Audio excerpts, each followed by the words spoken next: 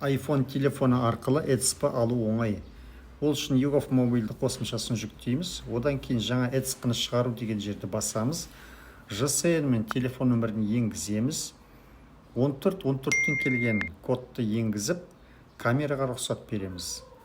Камера сізді суретке түсіп болғаннан кейін талдау жасайды.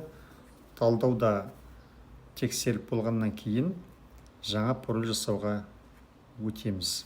Осы жерде автоматтап түрде пароль шығып тұрады. Егер өзіңіздің сүйікті пароліңіз болса, соған өзгертуге болады. Күрделілігі талапқа сай болса болды. Мысалы, Марат $2026. Одан кейін паскод қойылады, жылдам енгізу коды 2 мәрте қайталанады. Сонымен ETSP жасалады.